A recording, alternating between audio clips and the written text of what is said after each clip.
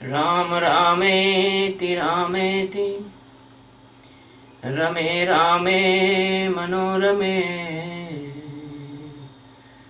सहस्रनाम ताततुल्यं श्री राम नाम वरानने।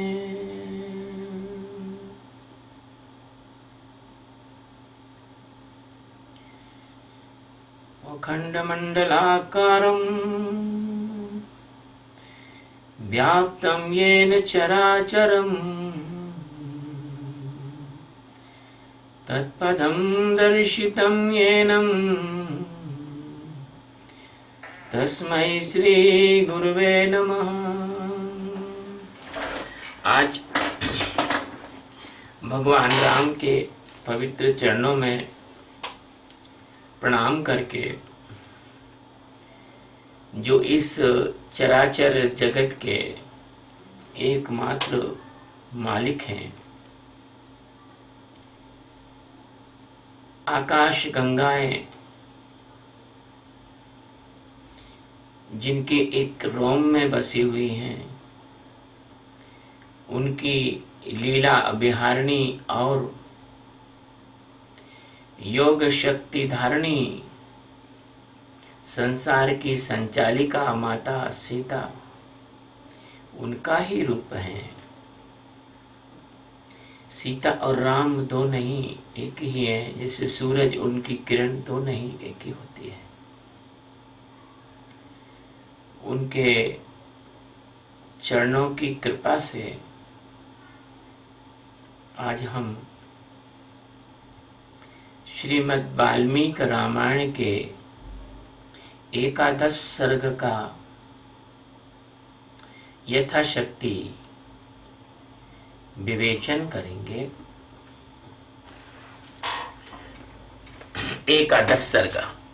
सुमंत के कहने से राजा दशरथ का सपरिवार अंगराज के यहाँ जाकर वहां से शांता और ऋष्यशृंग को अपने घर ले आना। भूय एव हि राजेन्द्र शृणु मे वचनं हितं यथा सदेव प्रवरः कथयामास बुद्धिमान्। तदंतर इसके बाद सुमंत्र ने फिर कहा, क्योंकि सुमंत्र एक कथा सुना रहे, इतिहास सुना रहे हैं और इतिहास में भविष्य की बात कही गई है। राजेंद्र, आप पुनः मुझसे अपने हित की वह बात सुनिए जिसे देवताओं में श्रेष्ठ बुद्धिमान सनत कुमार जी ने ऋषियों को सुनाया था। इक्ष्वाकुले जातो भविष्यति सुधार्मिकः नाम्ना दशरथो राजा श्रीमान सत्यप्रतिश्रवान्।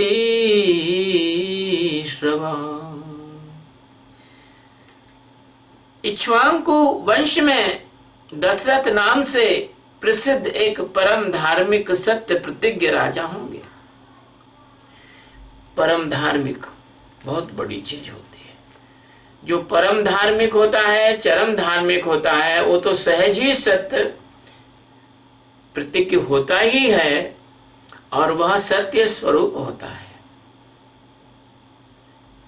और ऐसा कब होता है? जब व्यक्ति अपने आत्म स्वरूप में स्थित हो अथवा किसी आत्मज्ञानी का पक्का सेवक हो। अंगराजेन संख्यं च तस्य राज्ञो भविष्यति कन्या चास्य महाभागा शांतानाम भविष्यति। पुत्रस्त्वं गत्स्य राज्ञस्तु रोमपाद इति श्रुतः तं स राजा दशरथो गमिष्यति महाशया। अनपत्यो अस्मिन् धर्मात्मन् शान्ता भर्ता मम क्रतुम् आहरे त्वया अज्ञप्तः संतानार्थं कुलस्य च। उनकी अंगराज के साथ मित्रता होगी राजा दशरथ की, और दशरथ के समय एक परम सौभाग्यशालिनी कन्या होगी जिसका नाम होगा शांता। विष्णु पुराण में ऐसा बताया गया है कि शांता राजा दशरथ और कौशल्या की औरस पुत्री थी। उन्होंने राजा रोमपाद को उसे दत्तक पुत्री में दिया था। इस प्रकार वह राजा दशरथ की औरसी और राजा रोमपाद की दत्तक कन्या कहलाई। तो अंग देश के राजकुमार का नाम होगा रोमपाद। महायशस्वी राजा दशरथ उनके पास जाएंगे और कहेंगे कि धर्मात्मा, मैं संतानहीन हूँ, यदि आप आज्ञा दें तो शांता के पति ऋष्यशृंग मुनि चलकर मेरा यज्ञ करा दें। इससे मुझे पुत्र की प्राप्ति होगी और मेरे वंश की रक्षा हो जाएगी। श्रुत्वा राज्ञो अथ तद्वाक्यं मनसा च विचिन्त्य च प्रदास्यते पुत्रवन्तं शांता भार्या रमात्मवान्। राजा की यह बात सुनकर मन ही मन उस पर विचार करके मनस्वी राजा रोमपाद शांता के पुत्रवान पति को उनके साथ भेज देंगे। प्रतिगृह्य च तं विप्रं स राजा विगत ज्वरः अहिरष्यति तं यज्ञं प्रहस्तेनान्तरात्मना। ब्राह्मण ऋष्यशृंग को पाकर राजा दशरथ सारी चिंता से मुक्त हो जाएंगे, प्रसन्नचित्त होकर उस यज्ञ का अनुष्ठान करेंगे। तम च राजा दशरथो यशस्कामः कृताञ्जलिः ऋष्यशृंगं द्विजश्रेष्ठं वरिष्यति धर्मवितो यज्ञार्थं प्रसवार्थं च स्वर्गार्थं च नरेश्वरः लभते च शतं कामं द्विजमुख्यादिविषां पतिः। यश की इच्छा रखने वाले धर्मज्ञ राजा दशरथ हाथ जोड़कर द्विज श्रेष्ठ ऋष्यशृंग का यज्ञ, पुत्र और स्वर्ग के लिए वरण करेंगे। वे प्रजापालक नरेश उन श्रेष्ठ ब्रह्मर्षि से अपनी अविष्ट वस्तु प्राप्त कर लेंगे। पुत्राश्चास्य भविष्यन्ति चत्वारो अमित विक्रमः वंश प्रतिष्ठान करः सर्वे भूतेषु विश्रुतः। राजा के 4 पुत्र होंगे जो अप्रमेय, पराक्रमी, वंश की मर्यादा बढ़ाने वाले और सर्वत्र विख्यात होंगे। देखिए, अभी भगवान का जन्म भी नहीं हुआ, अभी पुत्रेष्टि यज्ञ भी नहीं हुआ, अश्वमेध यज्ञ भी नहीं हुआ, एवं इसके पहले ही सुमंत ने राजा दशरथ को सनत कुमार जी के द्वारा कहे गए उस इतिहास का जो भविष्य में घटित होने वाला है वर्णन सुना दिया। ऐसे थे हमारे पूर्वज जिन्हें मालूम था कि आगे क्या होने वाला है। इसके बाद भी, उनको पता होने के बाद भी वो उन घटनाओं से कभी विचलित नहीं हुए, वो ज्यादा हर्षित नहीं हुए, वो समुद्र के समान गंभीर और धीर रहे। जैसे गीता में भगवान ने कहा है, आपूरमाणम अचलम प्रतिष्ठम समुद्रमापाय प्रवशन्ति यद्दत्। इस प्रकार से जब महाराजा दशरथ ने ये बात सुना, उन्होंने और कहा, सुमंत जी ने, एवं सदेव प्रवरः पूर्वं कथितवान् कथां सनत्कुमारो भगवान् पुरा देवयुगे प्रभु। महाराज, पहले सतयुग में शक्तिशाली देव प्रवर भगवान सनत कुमार जी ने ऋषियों के समक्ष ऐसी कथा कही थी। सत्वं पुरुष शार्दूल समानय सुसंस्कृतम् स्वयमेव महाराज गत्वा सबल बाहर। पुरुष सिंह महाराज, इसलिए आप स्वयं ही सेना और सवारियों के साथ अंग देश में जाकर मुनि कुमार ऋष्य संघ को सत्कार पूर्वक यहाँ ले आइए। सुमंतस्य बचः श्रुत्वा हृष्टो दशरथो अभवत् अनुमान्य वसिष्ठं च सूतवाक्यं निशाम्य च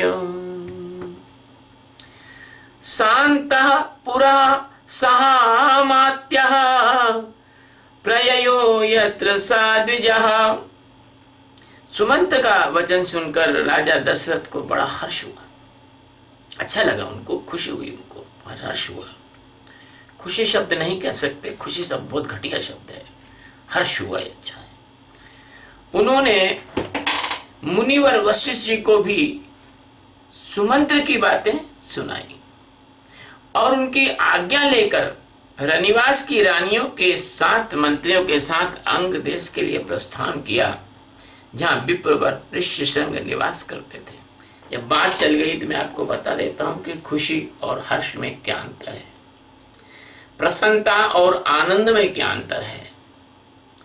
खुशी तो एक ऐसी चीज है जो एक अज्ञानी को, बालक को, दुष्ट को, पापी को, सबको मिल सकती है। खुशी मिल जाती है।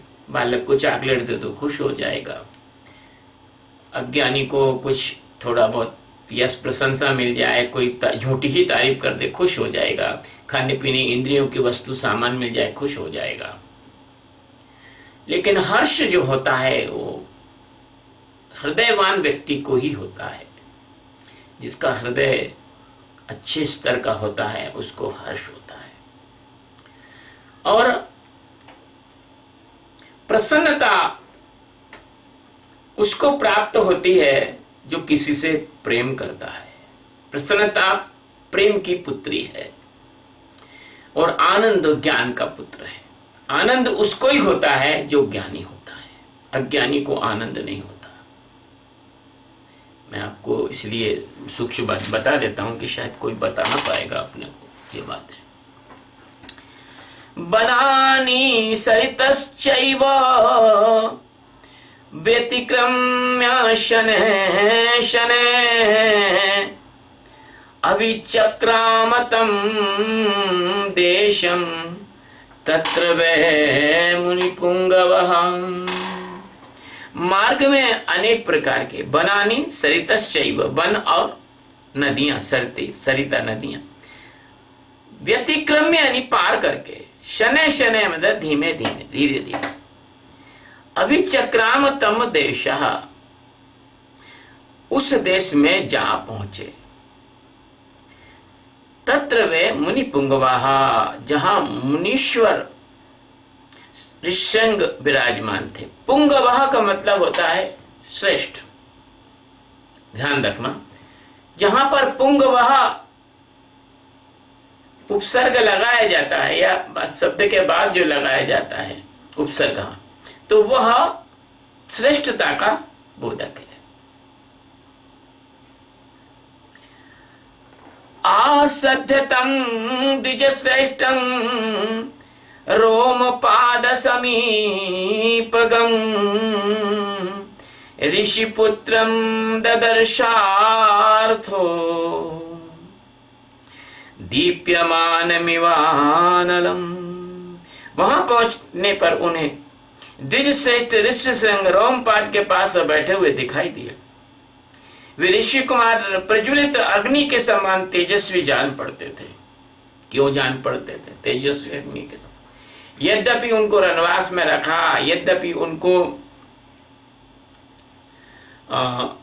विवाह कर दिया शांता के साथ, वो अच्छा भोजन भी कर रहे थे, जंगल में फल इत्यादि खा रहे थे, और वहां सब मिठाई सब कुछ खा रहे थे, लेकिन फिर भी वो आप जैसे संसारी लोगों जैसे नहीं थे कि भोग विलास में उतर गए, ऐसे नहीं थे।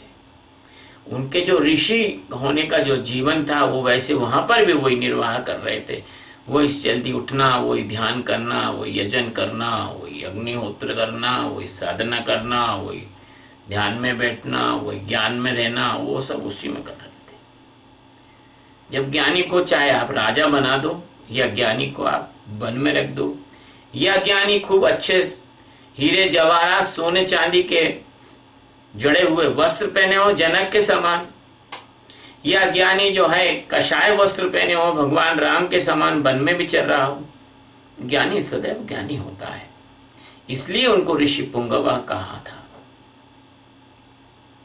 इसलिए वो अग्नि के समान तेजस्वी जान पड़ते थे। ततो राजा यथा योग्यम पूजां चक्रे विशेषतः सखित्वात् तस्य द्वे राज्ञा प्रहस्तेनान्तरात्मना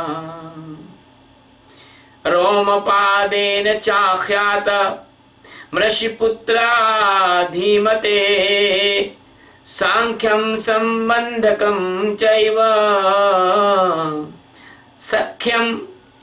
सख्यं संबंधकं चैव तदा तं प्रत्यपूजयत। प्रसन्न हृदय से महाराज दशरथ का शास्त्रों की विधि के अनुसार विशेष रूप से पूजन किया। शास्त्रों में सब विधियां लिखी है, किसका पूजन कैसा करना चाहिए, राजा का पूजन कैसा करना चाहिए, गुरु का पूजन कैसा करना चाहिए, पंडित का पूजन कैसा करना चाहिए, कथावाचक का पूजन कैसा करना चाहिए, अतिथि का पूजन कैसा करना चाहिए, और देशद्रोही का भी पूजन कैसा करना चाहिए, ये भी लिखा हुआ है। शास्त्र में यह भी लिखा है, सठम प्रति साठ्यम कुर्यात मादरात प्रति मादरम। सठ के साथ सठ जैसा ही व्यवहार करना पड़ेगा। जो मधुर व्यक्ति उसके साथ मधुरता का व्यवहार करना पड़ेगा। रामचरितमानस में आया है, विनय न मानत जलद जड़ गए 3 दिन बीत, बोले राम सबको तो भय बिन होए न प्रीत। ये बात मैं इसलिए कह रहा हूं कि आजकल भारतवर्ष में बहुत सारे गद्दार सनातन धर्म के विरुद्ध में बहुत कुछ गलत बोल रहे हैं। आज ही एक गद्दार ने यह कहा कि जो जला दिए जाएंगे और नदियों में प्रवाहित कर दिए जाते हैं उनका भारत भूमि पर कोई अधिकार नहीं है, और जो लोग यहाँ गाड़े जा रहे हैं उनका अधिकार है। इस प्रकार की बात करने से भारत में जो अज्ञानी लोग हैं, जिनको धर्म का शास्त्र का ज्ञान नहीं है, ऐसे लोगों को वो अपने चंगुल में फंसा लेते हैं और उनसे कहते हैं आओ हम हमारे धर्म में, और हम तुम्हें इस देश का चिरंतन निवासी बनाएंगे, हमेशा तुम्हारा देश पर, तुम्हारे संतान पर अधिकार रहेगा। तो ये शास्त्रों में की विधि है, उसमें सब कुछ है। कहाँ किसके साथ कैसा करना चाहिए। जैसे मैंने आपको पहले भी बताया था, अहिंसा परमो धर्मा, धर्म रक्षा तथा विजय। अहिंसा है धर्म, लेकिन अगर आपके सामने कोई शत्रु खड़ा है, देशद्रोही खड़ा है, देश पर आक्रमण करने वाला खड़ा है, तो वहां कोई चरखा लेकर नहीं जाया जा सकता। वहां तो राइफल, रॉकेट, मिसाइल, युद्धक बम यही लेके जाना पड़ेगा। इसलिए भ्रमित ना होना। अपने ज्ञानियों ने, शास्त्रों ने सब कुछ बताया है ना। तो दशरथ जी का उन्होंने शास्त्रों की विधि के अनुसार विशेष रूप से पूजन किया और बुद्धिमान ऋषि कुमार ऋषिसिंह को राजा दशरथ के साथ अपनी मित्रता की सारी बात बताई। उस पर उन्होंने भी राजा का सम्मान किया ऋषि कुमार ने। एवं सुसकृतस्तेन सहोषित्वा नरर्षभः सप्ताष्ट दिवसान राजानमिदं ब्रवीत। शांता तव सुता राजन् सह भार्या विशाम्पते मदीयं नगरं यातु कार्यं हि महाद्भुतम्। इस प्रकार से एवं सुसंस्कृतेन, इस प्रकार से बड़े सुसंस्कृत तरीके से, बड़े भली भांति, सुसंस्कृत को कहते हैं भली भांति, सहो शित्वा सत्कार पाकर नरश्रेष्ठ राजा, नरश्रवः मतलब नरश्रेष्ठ राजा दशरथ रोमपाद के साथ वहां 7-8 दिनों तक रहे। सप्ताष्ट दिवसान, 7-8 दिनों तक रहे। अब आप सोचेंगे 7 दिनों तक रहे कि 8 दिनों तक रहे। अब जब कभी कोई बात कही जा रही है, उसमें ज्यादा व्यक्ति बारीकी से नहीं बोलता है, चूंकि उनको कथा कहनी है तो उसको अनुमानित बोल देते हैं। इसके बाद वे अंगराज से बोले, प्रजापालक नरेश, तुम्हारी पुत्री शांता अपने पति के साथ मेरे नगर में पदार्पण करे, क्योंकि वहां एक महान आवश्यक कार्य उपस्थित हुआ है। तथेति राजा संसुत्य गमनं तस्य धीमतः उवाच वचनं विप्रं गच्छ त्वं स भार्यया। ऋषिः पुत्रः प्रतिश्रुत्य तथेत्याह नृपं तदा। राजा रोमपाद ने बहुत अच्छा कहकर उन बुद्धिमान महर्षि का जाना स्वीकार कर लिया, क्योंकि वो उनके जामाता थे, दामाद थे, और ससुर पिता के समान होता है। जब उन्होंने कह दिया तो उनको भी मानना ही है। ऋषिसिंह से कहा, विप्रवर, आप शांता के साथ महाराज दशरथ के यहाँ जाइए। राजा की आज्ञा पाकर उन ऋषि पुत्र ने तथास्तु कहकर राजा दशरथ को अपने चलने की स्वीकृति दे दी। सनपेणाभ्य नुज्ञातः प्रययो सह भार्ययाः तवन्योन्याञ्जलिं कृत्वा स्नेहा संलिश्य चौरसा। नन्दतुर्दशरथो रोमपादस्य वीर्यवान् तथा सुहृदमाप्रच्य प्रस्थितो रघुनंदनः। राजा रोमपाद की अनुमति से ऋष्यशृंग ने पत्नी के साथ वहां से प्रस्थान किया। उस समय शक्तिशाली राजा रोमपाद और दशरथ ने एक दूसरे को हाथ जोड़कर स्नेहपूर्वक छाती से लगाया तथा अभिनंदन किया। फिर मित्र से विदा ले रघुकुल नंदन दशरथ वहां से प्रस्थित हुए। अब देखो, रघुकुल नंदन भगवान राम को ही कहते हैं। राजा रघु का वंश है ये। राजा रघु के पुत्रों से के बाद जितने भी पुत्र हुए वो सबको रघुकुल नंदन कहा जाता है।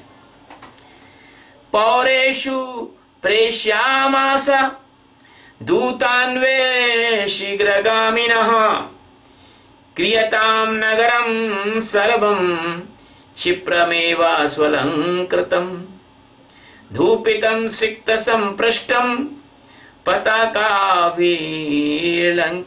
उन्होंने पूर्ववासियों के पास शीघ्रगामी जल्दी पहुंचने वाले दूत भेजे और कहलाया कि समस्त नगर को शीघ्र ही सुसज्जित कर दो, सजा धजा दो और सारे नगर में पवित्र धूप की सुगंध फैला दो। नगर की सड़कों को झाड़ बुहार के उन पर पानी का छिड़काव कर दो। ऐसा होता था। और अपने यहाँ पर क्या है, अपने यहाँ पर अगर कोई बड़ा आदमी आ रहा हो तो जिस रास्ते से वो जाएगा बस उतने ही रास्ते को वो सजा धजाते हैं और उतना ही उनमें आर्टिफिशियल तरीके से दिखावटी करते हैं काम और ध्वज पताका से अलंकित कर दिया जाए। तथा प्रहष्टः पौरास्ते श्रुत्वा राजानमागतम् तथा चक्रुष्य ततः सर्वं राजाज्ञायत प्रेषितं ततः। राजा के आगमन को सुनकर पूर्ववासी बड़े प्रसन्न हुए। महाराज ने उनके लिए जो संदेश भेजा था उसका उन्होंने उस समय पूर्ण रूप से पालन किया। जैसे अभी हमारे 5 तारीख को भगवान राम श्री राम जी का जो जन्मभूमि का मंदिर बन रहा है उसका भूमि पूजन है 5 तारीख को। तो हम सबका कर्तव्य है कि उस दिन हम घर घर में भगवान राम की पूजा करें और शाम को भी आरती करें, सुबह भी पूजन करें भगवान की और अपने जितनी श्रद्धा हो उतने दीपक अपन घर के बाहर ऐसे लगाएं जैसे दिवाली में लगाते हैं। घी उपलब्ध हो तो घी के दीपक सर्वोत्तम, घी उपलब्ध नहीं है तो फिर किसी भी अच्छे मीठे तेल के दीपक लगाइए, अलसी का तेल, मूंगफली का तेल, इसके दीपक लगाइए। तो ऐसे ही उन्होंने जो आज्ञा दी, खुशी का विषय था। तो जैसे अभी खुशी का विषय है 600 वर्ष के बाद हम उस बर्बर आक्रांता बाबर का जो सेनापति था अमीर वाकी, उसने हमारे भगवान राम का महाराज विक्रमादित्य के द्वारा बनाया हुआ मंदिर उस हरामखोर ने तोड़ दिया। हरामखोरी कहूंगा मैं। जो पिस्सू होते हैं, परजीवी होते हैं, जैसे वृक्षों पर जानवरों पर घुस जाते हैं, उनकी चमड़ी खा के गुजारा करते हैं, ऐसे ये लोग इस देश पर आक्रमण करके घुस गए और हमारा ही सब कुछ खाया, हमारे ही सनातन धर्म के भाइयों को लूटा खसोटा, हमारी माता बहनों को अपनी हवस का शिकार बनाया और हमारे मंदिरों को तोड़कर कम से कम उस समय लाखों की संख्या में मंदिर इन्होंने तोड़े, जिसमें से 3000 मंदिर प्रमुख हैं और 3000 मंदिरों में 3 मंदिर प्रमुख हैं। जैसे अपना राम जन्मभूमि का मंदिर, काशी विश्वनाथ का मंदिर, ज्ञान वापी मस्जिद बना ली उस पर, और हमारे भगवान श्री कृष्ण की जन्म स्थली मथुरा। अभी एक सज्जन ने मुझसे कहा कि अरे हम तो भाई हैं। मैंने भाई हो तो चलो फिर तुम जो तो 3000 मंदिर तोड़ के अपनी बनाई है मस्जिदें, उनको आप दे दो वापस, भाई हो तो जमीन ले लो ना, आप कोई दिक्कत नहीं है, दूसरी जमीन में बन जाएंगी। तो उनके वो भाई साहब खिसक गए फेसबुक पर से। तो कहने का तात्पर्य है कि राजा का आगमन सुनकर पूर्ववासी बड़े प्रसन्न हुए। महाराज ने उनके लिए जो संदेश भेजा था उसका उन्होंने उस समय पूर्ण रूप से पालन किया। ततः स्वलंकृतं राजा नगरं प्रविवेशः शंखदुंदवी निर्हादेः पुरकृत्वा द्विजर्षवः।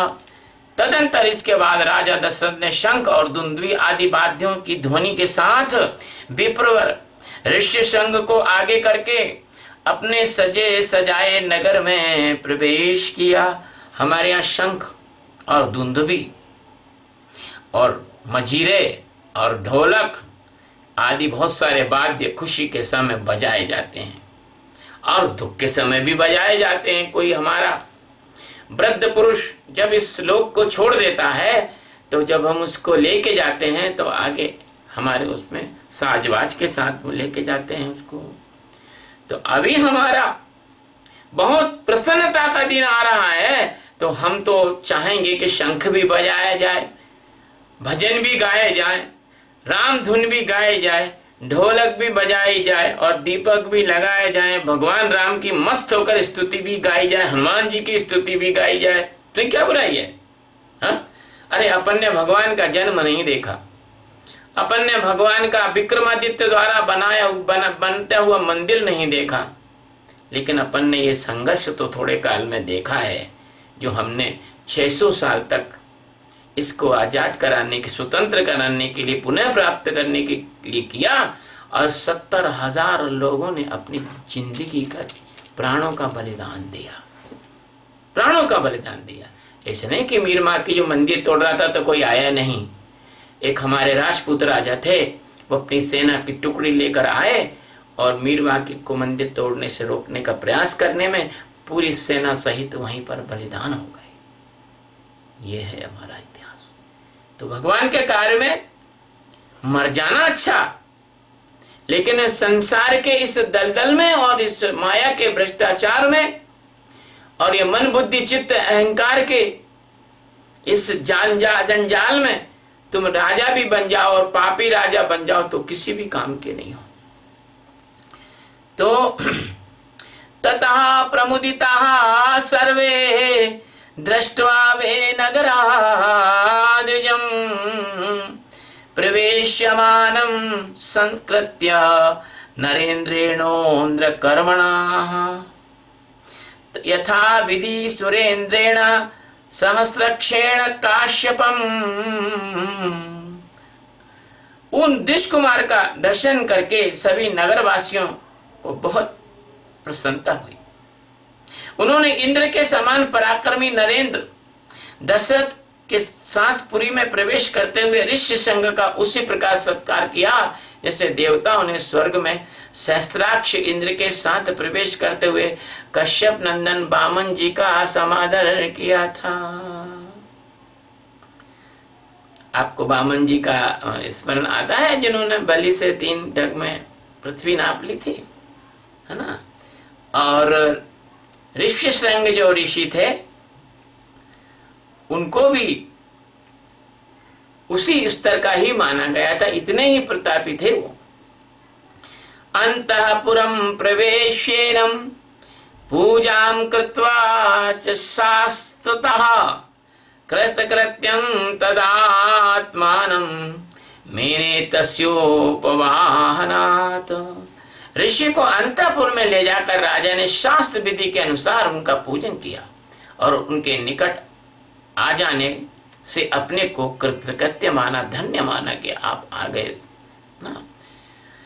अंतः पुराणि सर्वाणि शांतां दृष्ट्वा तथागतां सह भरता विलाक्षाक्षी सह भरता विशालाक्षी प्रीत्यानंद मुपागमन। विशालाक्षी किसको कहते हैं? विशाल यानी बड़े, आक्ष मतलब आंख, जिसके नेत्र बड़े, विशाल लोचना। शांता को इस प्रकार अपने पति के साथ उपस्थित देख अंतःपुर की सभी रानियों को बड़ी प्रसन्नता हुई, वो आनंद मग्न हो गई। देखिए अब आनंद आ गया। आनंद मग्न हो जाना किसको कहते हैं? जो ज्ञान के समीप अपना जीवन जीता है उसी को आनंद प्राप्त हो सकता है। पूज्यमाना तुत्ताभिः साराज्ञा चैव विशेषतः उवास तत्र सुखिता कश्चित कालम सह द्विजा। शांता भी उन रानियों से विशेषतः महाराज दशरथ के द्वारा आदर सत्कार पाकर वहां कुछ काल तक अपने पति विप्रवर ऋषि संघ के साथ बड़े सुख से रही। श्री राम जय राम जय जय राम, श्री राम जय राम जय जय राम, श्री राम जय राम जय जय राम।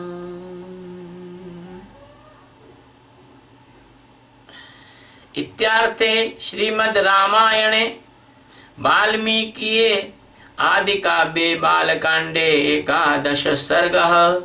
इस प्रकार श्री वाल्मीकि निर्मित आर्ष रामायण आदि काव्य के बालकांड में 11वां सर्ग पूरा हुआ। सीताराम सीताराम सीताराम कहिए, जाहि विधि राखे राम ताहि विधि रहिए। सीताराम सीताराम सीताराम कहिए, जाहि विधि राखे राम ताहि विधि रहिए। राजा राम राजा राम राजा राम कहिए, जाहि विधि राखे राजा ताहि विधि रहिए। भगवान के पवित्र चरणों में प्रणाम करता हूँ और भगवान को आज की कथा समर्पित करता हूँ। शिवोहम।